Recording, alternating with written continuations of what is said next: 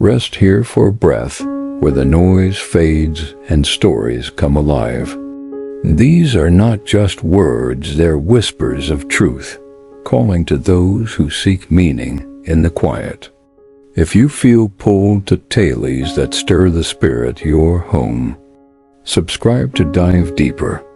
Now let the story awaken. Lily and Daniel had been married for 7 years, and their life together was once a well-woven tapestry of shared memories, laughter, and quiet moments.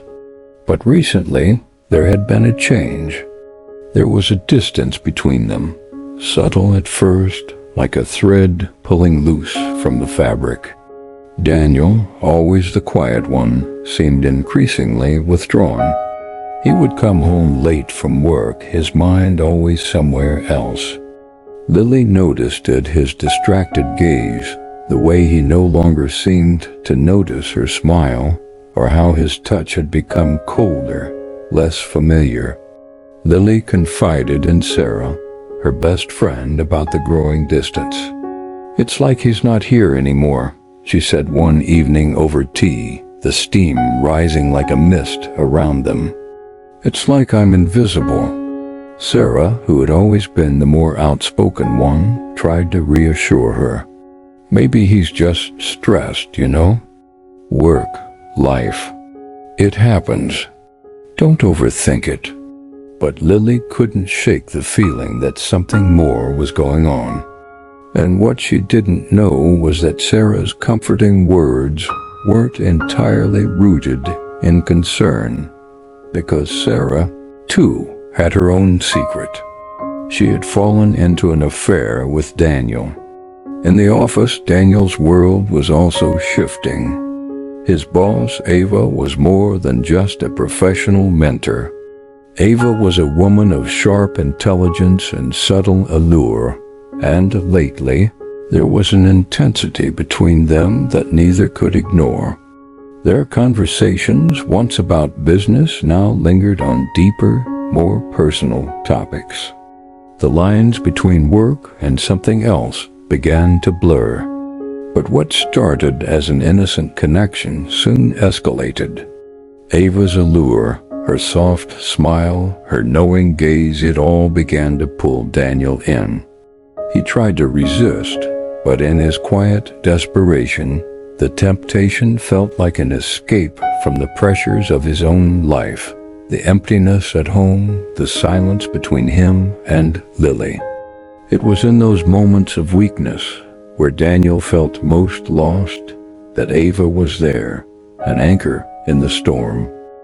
Conflict builds. As weeks passed, the distance between Lily and Daniel grew wider, like a rift opening that neither of them knew how to bridge. Lily tried everything. She took on more projects at work, thinking the distraction might help, but it only made her more aware of the loneliness creeping into her marriage. At night, when Daniel returned home late again, his silence was deafening. He didn't offer the same kind of affection he used, didn't speak about his day like he once did. Every word felt like an obligation, every touch like a formality. Lily began to wonder if she had done something wrong, if maybe it was her fault somehow. But how could she have known? She never suspected the affair. Sarah, too, was struggling with her own feelings of guilt, but it was wrapped in a layer of desire she could barely understand. The chemistry between her and Daniel had been electric from the start, and despite her deep love for Lily, the attraction was undeniable. It was easy to rationalize at first. After all, Daniel was a good man. He needed someone, didn't he? Maybe, she thought, she was the one who could give him the attention he craved. But as the weeks wore on, it became harder to ignore the reality of what was happening. Sarah's affection for Daniel, once a secret thrill, now seemed like an emotional prison. She wasn't just betraying her best friend, she was betraying herself. She loved Lily like a sister, and yet she was drawn to the same man who had pledged his life to her. The guilt gnawed at her, but the affair kept pulling her back, an addiction she couldn't shake. Meanwhile, Daniel's relationship with Ava intensified. The lines between professional respect and personal attraction became nearly impossible to distinguish. He found himself drawn into long, private conversations with her, where she would ask questions that pierced deeper than usual questions about his marriage, his life, his struggles. She was sharp, perceptive, and knew how to make him feel understood. In the dim light of her office, they spoke of everything and nothing. But what Ava gave him was an illusion of clarity. She was not there to heal him. She was there to consume him. Still, Daniel wasn't blind. He knew something was wrong. He began to feel torn between the woman he had pledged his life to and the one who now offered him what felt like understanding. Lily, feeling increasingly isolated, began noticing the signs. The late nights, the unexplained absences, and Sarah's distance. Something wasn't right, but she couldn't put her finger on it yet. One night, the truth finally came crashing in. Lily found a text on Daniel's phone, a message from Ava, playful, flirtatious, and far too intimate. It was a momentary shock, but enough to unravel everything. The point of crisis. The storm finally broke one cold evening. Lily held the phone in her trembling hands, her heart pounding like a drum in her chest. The message was brief but damning, a spark igniting a blaze of raw emotion. "I can't stop thinking about you." There was no mistaking it. The words weren't meant for a colleague. They were meant for someone who had crossed a line, someone Daniel had promised to love and cherish. Lily's first instinct was disbelief. She blinked, staring at the screen as if it might somehow change, as if the reality could shift back into the safety of ignorance. But it didn't. She felt as though the world had tilted beneath her feet. When Daniel walked through the door that evening, looking tired and distracted, he didn't see the storm brewing in Lily's eyes. He didn't see the cold edge creeping into her voice. "I found the message," Lily said quietly, the words hanging in the air like a noose. For a moment, Daniel stood frozen. His eyes widened and his lips parted as if searching for something to say, some excuse, some explanation. But there was nothing. He opened his mouth, but no words came. He wasn't sure if it was guilt or fear that sealed his lips. Maybe it was both. "You've been having an affair," Lily whispered, her voice thick with unshed tears. Daniel felt his world collapse. The guilt, the shame, and the crushing weight of everything he had tried to hide came rushing in. But he couldn't deny it. He had betrayed her. He had betrayed them. "I'm sorry," he finally managed to say, but the words felt hollow. They couldn't undo the hurt. Nothing could. But the damage didn't end with Daniel. It wasn't just a broken marriage anymore. Sarah had to face the wreckage of her own choices. It wasn't until later that evening, when Lily reached out to her in disbelief, that Sarah's own heart cracked open. Lily had always trusted her. They had shared their secrets, their hopes, their fears. Sarah had been the sister she never had, the one who knew her better than anyone else. But now Sarah was just another part of the betrayal.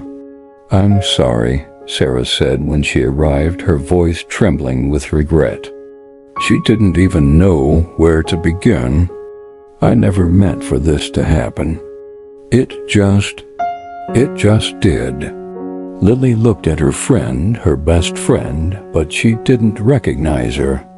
She only saw the person who had torn her world apart just as much as Daniel had. "I trusted you," Lily said, her voice breaking. "How could you do this to me?" Sarah couldn't answer. There were no words for it, nothing that would heal the wound she had caused. But in the silence that followed, something shifted in Daniel. For the first time, he saw the full weight of what he had done, not just to Lily, but to Sarah, to himself, and to Ava, who had quietly pushed him into this place of confusion and destruction. He realized that for all the promises he had made, for all the love he thought he had in his heart, he had allowed his attachments, his cravings, to blind him. Turning point. The awakening. The silence in the house was suffocating. Hours passed after the confrontation, each moment thick with the weight of their words, and the unsaid things lingering in the air. Lily went to bed, but sleep was impossible. Her mind raced with a storm of thoughts, anger, betrayal, confusion. But amid it all, there was one thing that kept rising to the surface, the question of why. Why had Daniel strayed? Why had Sarah allowed herself to cross that line?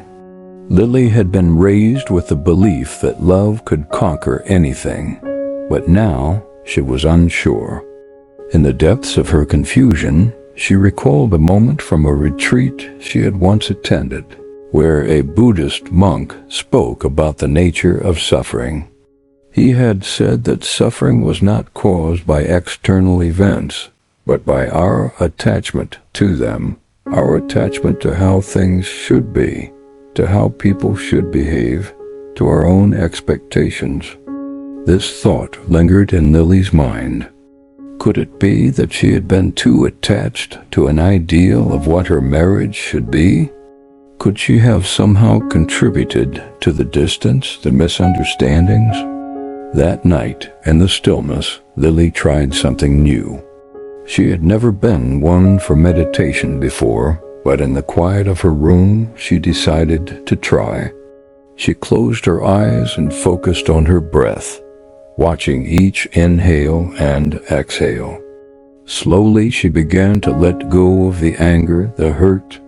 In that moment of stillness, she remembered the teachings of the Buddha Anatta, the concept of no self. The idea that our identities are not fixed, that we are not defined by our mistakes, our attachments, or even our relationships. The realization washed over her. She wasn't just hurt by Daniel's betrayal. She was clinging to a version of herself that was defined by that betrayal. She had been attached to the image of the perfect marriage, and now that image was shattered. But it didn't have to define her. Meanwhile, Daniel, too, was struggling with his own sense of guilt. Alone in his office the following day, he stumbled upon a book on Buddhist philosophy that had been left on a colleague's desk. Its cover was worn as if many hands had turned its pages. Flipping through it, he was drawn to a passage on forgiveness. True forgiveness is not the act of excusing, but the act of releasing. Daniel realized that he had spent so much time trying to justify his actions, trying to rationalize his pain, that he had never truly acknowledged the hurt he caused. He had become so entangled in his desires and ego that he forgot the core truth of compassion. He sat quietly for a long time, allowing the truth to sink in. He knew he had to face his mistakes, but first, he had to forgive himself. Only then could he move forward. Sarah, too, began to wrestle with her emotions. She found herself alone one evening, staring out her window, the guilt still gnawing at her. She asked herself why she had allowed herself to be drawn into this affair. Was it love? Was it lust? Or was it simply an escape from her own emptiness? In that moment, a realization dawned upon her. She had been searching for something outside of herself to fill a void, to escape the discomfort of her own loneliness. But it wasn't Daniel who could heal her or anyone else. It was only through understanding her own needs, her own attachment to her desires, that she could start to heal. The three of them, each on their own separate paths, began to understand the truth behind the Buddhist teachings on attachment, desire, and suffering. They realized that in order to move forward, they had to release their attachment to the ideal of how things should have been. They had to allow themselves the space to grow and transform, even if it meant facing painful truths. Resolution, path toward healing. The days that followed were filled with difficult conversations, but they were also filled with small moments of clarity and introspection. For Lily, the path toward healing began with self-reflection. She realized that while she had been hurt, she could not continue to define herself solely through this betrayal. The teachings of dukkha, the Buddhist understanding of suffering, began to resonate with her. Suffering arises from attachment, from our resistance to the way things truly are. Lily started a daily practice of mindfulness, finding solace in the present moment. She would sit quietly each morning, focusing on her breath, allowing her thoughts and emotions to rise and fall without judgment. Slowly, the anger that had gripped her heart began to loosen its hold. She began to see Daniel not as a villain, but as a fellow human being, imperfect and vulnerable, just like herself. Daniel, in his own time, came to see the truth in his own actions. He had been so focused on seeking validation from others, first through Ava's attention, then through his own misplaced desires, that he had forgotten the most important thing, his commitment to Lily. He recognized that true intimacy was not built on superficial attraction or external approval. It was rooted in presence and authenticity and in vulnerability. One evening, Daniel sat down with Lily. His eyes were filled with sincerity, but he did not expect forgiveness right away. "I am so sorry," he said, his voice soft. "I don't know how to make this right, but I'm willing to do whatever it takes." Lily, though still hurt, looked at him with a calm that surprised even herself. "I don't know if I can trust you again," she said. "But I do know this: I can't keep holding on to this anger. Not for myself and not for us." And so they began to rebuild. Slowly, with small steps, they learned to speak openly about their desires, their fears, and their expectations. It wasn't easy. There were days filled with doubt, moments when the past seemed to resurface. But with each conversation, with each act of kindness, they redefined what intimacy meant for them, not as a means of validation or possession, but as a shared space of understanding and growth. Sarah, for her part, chose a different path. After months of reflection and self-examination, she approached Lily once more. This time, her apology was different. It wasn't just about saying sorry, it was about understanding the deeper layers of why she had acted the way she did. "I think I was just trying to fill a hole inside of me," she admitted quietly, eyes downcast. "I didn't realize how much I had hurt you, or how much I was hurting myself." Lily listened, her heart still tender but open. "I don't know what to do with this yet," she said honestly, "but I'm willing to try and understand. Not just you, but myself as well." Sarah nodded, a weight lifting off her shoulders. For the first time, she realized that healing didn't mean fixing someone else. It meant facing her own wounds and learning to live with them without trying to fill them with someone else's affection. At work, Daniel finally set clear boundaries with Ava. He had been too weak before, allowing her to manipulate his emotions and blurring the lines between professionalism and personal desire. He knew it was time to step back to rebuild his integrity. The relationship with Ava had never been based on love. It was based on a moment of weakness. Now he recognized that true strength came not from seeking approval outside of himself, but from honoring his own values. Buddhist reflection, right intention and right action. The teachings of the Noble Eightfold Path became the foundation of their healing journey. For each of them, the path forward lay in aligning their intentions and actions with compassion and mindfulness. They learned that suffering arises not from the world around us, but from our reactions to it, our attachments, and our desires. Right intention. Daniel, Lily, and Sarah all had to examine their motivations. Why did they act the way they did? What were they seeking? Were they looking for validation, for love, or simply to escape their own feelings of inadequacy? It was through self-awareness that they were able to begin shifting their intentions toward understanding and healing, rather than seeking external gratification. Right action. Each person had to take responsibility for their actions. Daniel had to confront his infidelity and make amends. Lily had to let go of the perfect image she had held onto for so long. Sarah had to take ownership of her role in the betrayal, and in doing so, began the process of forgiveness, not just for others, but for herself.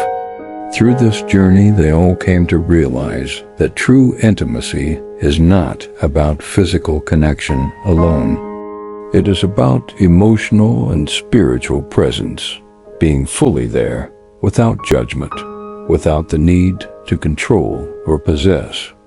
True intimacy is rooted in mindfulness, in the ability to be present with each other in the rawness of who we really are, flaws and all. Conclusion. As time passed, Lily and Daniel found themselves growing closer, not just in body, but in spirit.